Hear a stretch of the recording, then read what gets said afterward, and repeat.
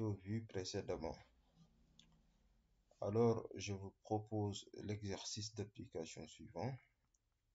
La première question, donc on va considérer le processus xt1 qui est égal à bt3 moins 3tbt.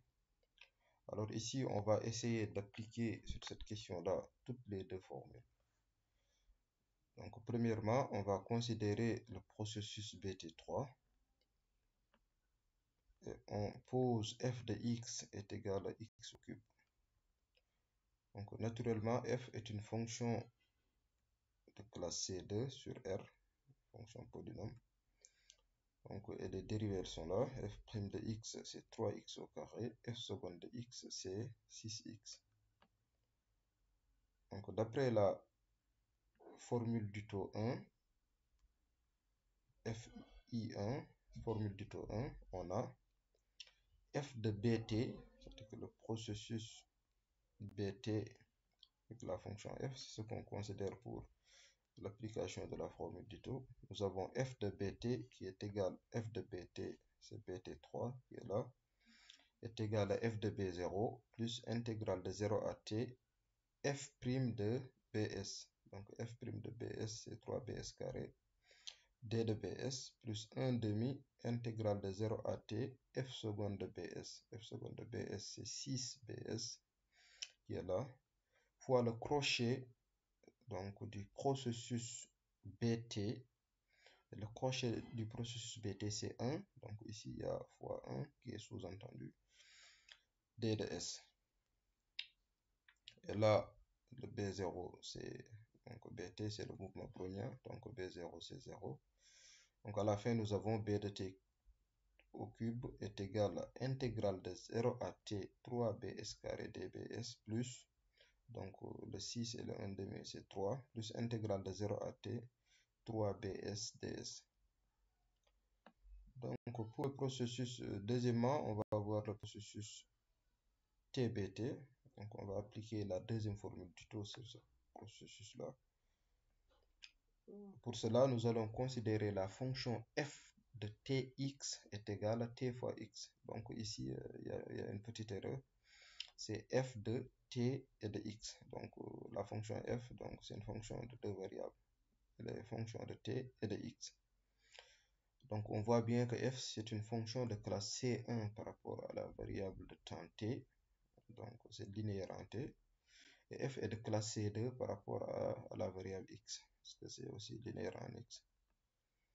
Donc alors les dérivées de f, la dérivée de f par rapport à la variable de temps t, donc c'est x. On dérive f par rapport à t, ça donne x. La dérivée de f par rapport à x, c'est t. Donc c'est la dérivée de f par rapport à x, ça donne t. La dérivée seconde de f par rapport à x au carré. La dérivée seconde de f par rapport à x plutôt, c'est 0. Donc on va dériver ça par rapport à x. Donc ici, puisque c'est indépendant de x, ça donne 0. Donc, et en appliquant la formule du taux, qui nous dit que f de bt, c'est fb0 plus intégrale de 0 à t df sur dt appliqué à bs ds plus intégrale de 0 à t la dérivée de f par rapport à x, donc appliqué à bs d de bs plus 1 demi intégrale de 0 à t la dérivée carrée. Donc il y a un autre terme qui est là, mais puisque la dérivée seconde c'est 0, donc ce terme là n'apparaît pas. Donc je vous incite à visionner la vidéo précédente pour voir ces formules-là, donc là où j'ai énoncé la formule du taux 1 et la formule du taux 2. Ici, donc, nous allons, nous avons tbt, c'est intégrale de 0 à tbsds plus ça. Donc ça, c'est 0. Donc bt, c'est un mouvement brownien, donc b0, c'est 0. Donc 0 fois b0, c'est 0.